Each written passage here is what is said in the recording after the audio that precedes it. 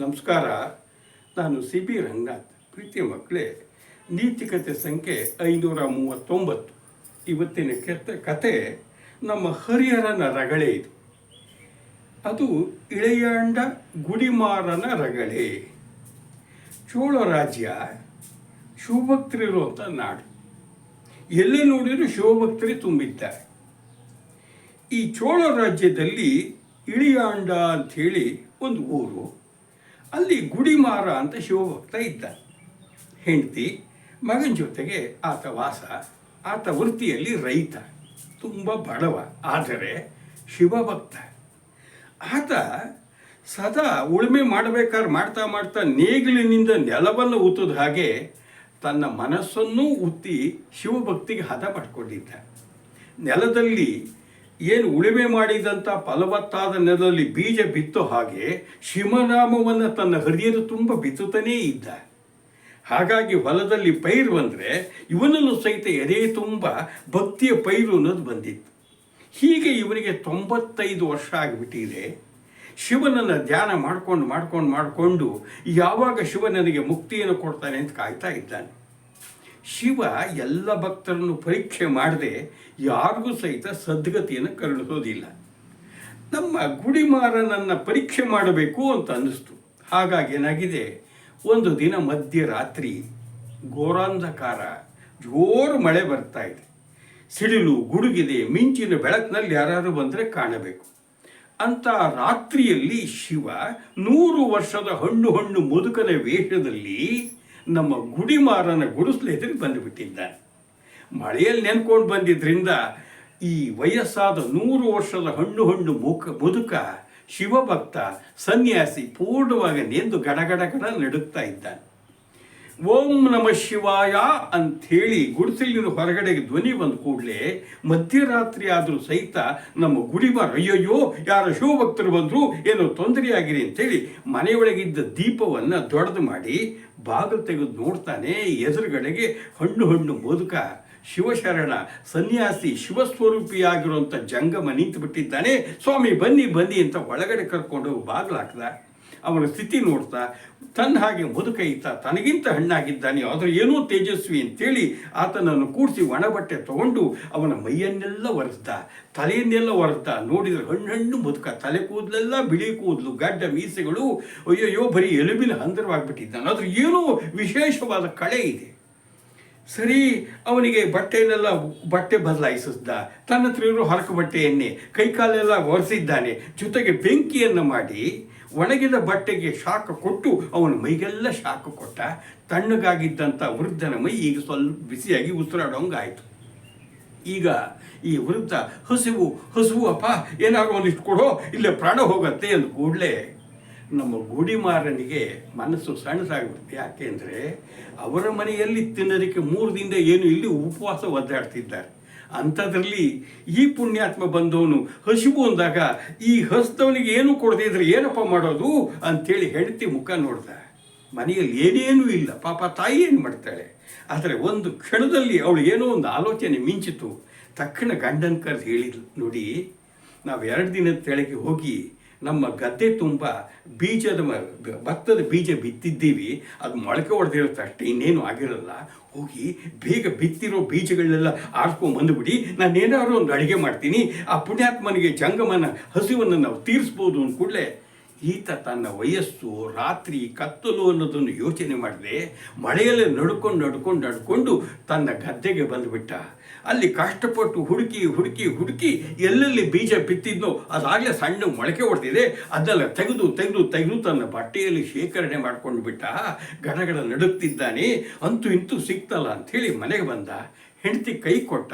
ಹೆಂಡತಿ ಅದನ್ನು ನೋಡಿ ಅದನ್ನು ತೊಗೊಂಡು ಹೋಗಿ ಚೆಂದಾಗಿ ನೀರು ಹಾಕಿ ಶುದ್ಧಿ ಮಾಡಿದ್ಲು. ಆಮೇಲೆ ಅದನ್ನೇನೋ ಕುಟ್ಟಿ ಪುಡಿ ಏನೇನೋ ಮಾಡಿ ಅಂತೂ ಬಿಸಿಯಾಗಿ ಅನ್ನ ಮಾಡಿಬಿಟ್ಲು. ಅನ್ನಕ್ಕೇನಾದ್ರು ಬೇಕಲ್ಲ, ಮೇಲೋಗರ ಅದಕ್ಕೇನು ಮಾಡಿದ್ಲು, ಹಿತ್ತಲಲ್ಲಿ ಬಿಟ್ಟಿದ್ದಂಥ ಒಂದು ಸೊಪ್ಪು ಸದೆ ಇತ್ತು, ಅದನ್ನೆಲ್ಲ ಹಾಕಿ ಒಂದು ಮೇಲೋಗರ ಮಾಡಿಬಿಟ್ಲು. ಈಗ ಬಂದ ಜಂಗಮಯ್ಯನಿಗೆ ಊಟ ಸಿದ್ಧವಾಗಿ ಬಿಟ್ಟಿದೆ. ಈಗೇನು ಮಾಡಬೇಕು ಸ್ವಾಮಿ ಹೇಳಿ ಊಟಕ್ಕೆ ನೋಡ್ತಾರೆ, ಎಲೆ ಇಲ್ಲ. ತಕ್ಷಣ ಮಗನಿಗೆ ಹೇಳ್ದ, ಮಗು ಬೇಗ ಹೋಗಪ್ಪ, ನಮ್ಮ ತೋಟದಲ್ಲಿ ಒಂದು ದೊಡ್ಡ ಒಳ್ಳೆ ಬಾಳೆ ಎಲೆ ಕೊಯ್ಕೊಂಬ ಅಂತ. ಮಗ ಚಾಕು ತಗೊಂಡು ಹೋದ. ಪರೀಕ್ಷೆ ಮೇಲೆ ಪರೀಕ್ಷೆ, ಗುಡಿಮಾರನ ಕುಟುಂಬಕ್ಕೆ ಹುಡುಗ ಬಾಳೆ ಎಲೆ ಕತ್ತರಿಸ್ಕೊಂಡು ಬರಬೇಕು ಅನ್ನೋಷ್ಟೊತ್ತಿಗೆ ಮಳೆ ಕತ್ಲು ಅಲ್ಲೊಂದು ಹಾವು ತುಳಿದ, ಹಾವು ಕಡಿತು, ಹುಡುಗ ಅಲ್ಲೇ ಸತ್ತು ಬಿದ್ದುಬಿಟ್ಟ. ಕೂಗಕ್ಕೂ ಆಗಿಲ್ಲ. ಎಷ್ಟೊತ್ತಾದರೂ ಮಗ ಬರಲಿಲ್ಲ. ಜಂಗಮಯ್ಯನಿಗೆ ಊಟ ನಿಧಾನವಾಗತ್ತೆ ಅಂದ್ಕೊಂಡಾಗ ತಾನೇ ಕತ್ತಿ ಹಿಡ್ಕೊಂಡು ಬಂದ.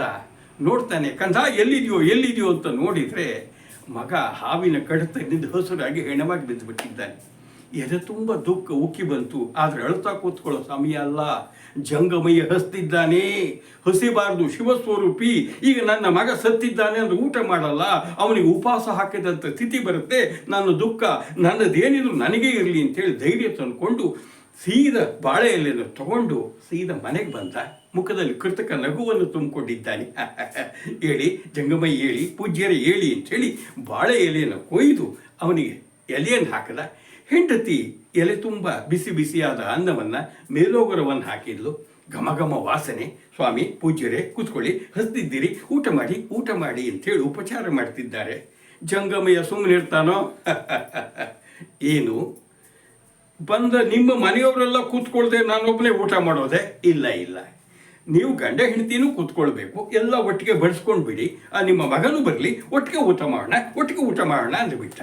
ಎದೆ ದಸಕ್ಕಂದು ಬಿಡ್ತು. ಹೆಂಡತಿಗೆ ಸಹಿತ ಹೇಳಿಲ್ಲ ವಿಷಯ. ಆಯ್ತು ಸ್ವಾಮಿ. ಇಲ್ಲ ಸ್ವಾಮಿ, ನನ್ನ ಮಗ ತಡಾಗತ್ತೆ, ಊಟ ಮಾಡಿ ನಿಮ್ದಾಗ್ಲಿ, ಆಮೇಲೆ ಬರ್ತಾನೆ ಹುಡುಗ, ಅವನು ನೀವು ಹಸುವೆ ತಡಿಲ್ಲ ಅಂದರೆ ಜಂಗಮಯ್ಯ ಬಿಡ್ತಾ ಇಲ್ಲ. ಕರ್ಕೊಂಬನ್ನಿ, ನಾನು ಹೇಳಿದ್ದೇನೆ ಅಂತ ಹೇಳ್ರಿ, ಕರೀರಿ, ಬಂದೇ ಬರ್ತಾನೆ ಅಂತ ಹೇಳಿಬಿಟ್ಟ. ಈ ಥರ ಆಜ್ಞೆ. ಸೀದಾ ಹೋದ. ಏನು ಮಾಡಲಿ ದೇವರೇ, ಶಿವ ಏನು ತಂದುಬಿಟ್ಟಿಯಪ್ಪ, ಮಗ ಸತ್ತಿದ್ದಾನೆ, ಕರೆದ್ರೆ ಬರ್ತಾನೋ, ಜಂಗಮಯ್ಯ ನೋಡಿದ್ರೆ ಅವನಿಲ್ಲದೆ ಊಟ ಮಾಡಲ್ಲ ಅಂತಾನೆ, ಕರಿ ಅಂತ ಹೇಳ್ತಿದ್ದಾನೆ ಅಂಥೇಳಿ ಹೋಗಿ ಕರಿತೀನಿ.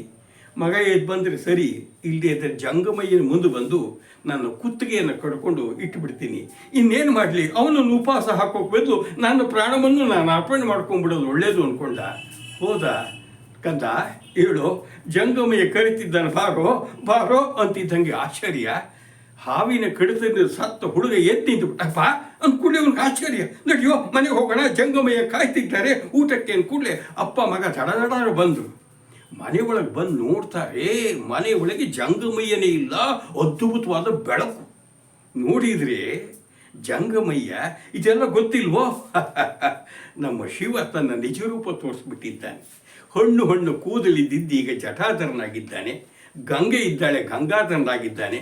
ಕುತ್ತಿಗೆಯಲ್ಲಿ ನೀಲಕಂಠ ಕಲೆ ಇದೆ, ನಾಗಭೂಷಣ ನಾಗನ ಆಭರಣವಿದೆ, 5 ತಲೆ 10 ಭುಜಗಳು ಶಿವನಿಗೆ. ಜೊತೆಗೆ ಗಜ ಚರ್ಮಾಂಬರ ದಾರಿಯಾಗಿಬಿಟ್ಟಿದ್ದಾನೆ. ಅಲ್ಲಿ 10 ಕೈಗಳಲ್ಲಿ ತ್ರಿಶೂಲ ಡಮರುಗ ಎಲ್ಲ ಇದೆ. ಶಿವ ನಗುತ್ತಾ ಇದ್ದಾನೆ. ಅದು ನೋಡಿ ಮೈಯೆಲ್ಲ ರೋಮಾಂಚನವಾಗಿ ಗಂಡ ಹೆಂಡತಿ ಮಗ ಶಿವನ ಪಾದಗಳ ಮೇಲೆ ಬಿದ್ದು ಹೊರಲಾಡ್ಬಿಟ್ರು. ಅಷ್ಟೊತ್ತಿಗೆ ಆಕಾಶದಿಂದ ಪುಷ್ಪವೃಷ್ಟಿ ಆಯಿತು. ಶಿವನನ್ನು ಹುಡುಕೊಂಡು ಕೈಲಾಸದಿಂದ ಯಾರೋ ಶಿವಗಣೆಗಳೆಲ್ಲ ಬಂದುಬಿಟ್ವು. ಶಿವ ಹೇಳದ, ಬಾ ನಂದೀಶ, ಬಾ ಗಣೇಶ, ಸುಬ್ರಹ್ಮಣ್ಯ, ನೋಡಪ್ಪ ನನ್ನ ಭಕ್ತ ನೋಡು, ಗುಡಿಮಾರನನ್ನು ನೋಡೋ, ಈ ತಾಯಿಯನ್ನು ನೋಡು, ನನಗೆ ನೆಂದು ಬಂದವನಿಗೆ ತನಗೆ ಒದ್ದೆ ಬಟ್ಟೆ ಇದ್ರೂ ಸಹಿತ ನನಗೆ ಒಣ ಬಟ್ಟೆಯಿಂದ ಒರೆಸಿ ಶಾಖವನ್ನು ಕೊಟ್ಲಪ್ಪ. ಭಕ್ತ ನೋಡೋ ಗಂಡ ಹೆಂಡತಿ ನೋಡೋ, ತಿನ್ನಕ್ಕೆ ಅವರೇ 3 ದಿನದ ಉಪವಾಸ. ಬಿತ್ತಿದ ಬೀಜ ಮೊಳಕೆ ಬಂದರೂ ಸಹಿತ ಅದನ್ನು ರಾತ್ರಿ ಹೋಗಿ ತೆಗೆದುಕೊಂಡು ಬಂದು ಶುದ್ಧಿ ಮಾಡಿ ನನಗೆ ಅಡಿಗೆ ಮಾಡಿದ್ದಾರೆ, ಉಣಬಡಿಸ್ತಿದ್ದಾರೆ. ನಾನು ಎಲ್ಲರೂ ಇವರ ಮಗ ಸತ್ತಿದ್ದಾನೆ ಅಂತ ಗೊತ್ತಾಗ್ಬಿಟ್ರೆ ಊಟ ಮಾಡಲ್ಲ ಅಂಥೇಳಿ ಮಗನ ಸತ್ತ ದುಃಖವನ್ನು ಎದೆಯಲ್ಲಿ ಇಟ್ಕೊಂಡು ನನಗೆ ಊಟ ಮಾಡ್ಲಿಕ್ಕೆ ಬಡಿಸ್ತಿದ್ದಾರೆ ನೋಡಪ್ಪ. ಇಂಥ ಭಕ್ತರನ್ನ ಅಂದಾಗ ಅವರೆಲ್ಲ, ಶಿವ ನಿನ್ನ ಮಹಿಮೆ, ನಿನ್ನ ಭಕ್ತರ ಮಹಿಮೆ ಅಪಾರ ಅಂದ್ಬಿಟ್ರು.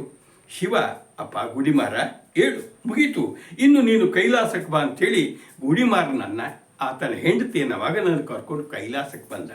ಅವರೆಲ್ಲರಿಗೂ ಕೈಲಾಸದಲ್ಲಿ ಮುಕ್ತಿ ಸಿಕ್ತು, ಶಿವಗಣ ಪದವಿ ಸಿಕ್ತು. ನೋಡಿ ಮಕ್ಕಳೇ, ಹರಿಹರ ಎಷ್ಟು ಅದ್ಭುತವಾಗಿ ಇಳೆಯಾಂಡ ಗುಡಿಮಾರನ ರಗಳೆಯನ್ನು ರಚಿಸಿದ್ದಾನೆ. ಎಲ್ಲಿ ಶುದ್ಧ ಭಕ್ತಿ ಇದೆಯೋ ಅಲ್ಲಿ ಶಿವ ಒಲಿತಾನೆ. ಮಕ್ಕಳೇ, ನೀವು ಶಿವನನ್ನು ಒಲಿಸ್ಕೊಳ್ಳಿಕ್ಕೆ ಉಪವಾಸ ಮಾಡಬೇಕಾಗಿಲ್ಲ, ಹೀಗೆಲ್ಲ ಮಾಡಬೇಕಾಗಿಲ್ಲ. ನಿಮ್ಮ ಪಾಲಿಗೆ ಬಂದ ಕರ್ತವ್ಯ ಮಾಡಿ ಚೆನ್ನಾಗಿ ವಿದ್ಯೆಯನ್ನು ಕಲೀರಿ. ನೀವು ಒಳ್ಳೆಯ ಉತ್ತಮ ವ್ಯಕ್ತಿಗಳಾಗಿ ಬದುಕಿ ಸಮಾಜಕ್ಕೆ ಒಳ್ಳೆಯ ಕೊಡುಗೆ ಕೊಡಿ, ತಂದೆ ತಾಯಿಗೆ ಒಳ್ಳೆಯ ಹೆಸರು ತರಿ, ಆಗ ನಿಮಗೂ ಒಳ್ಳೆಯದಾಗತ್ತೆ. ನಮಸ್ಕಾರ.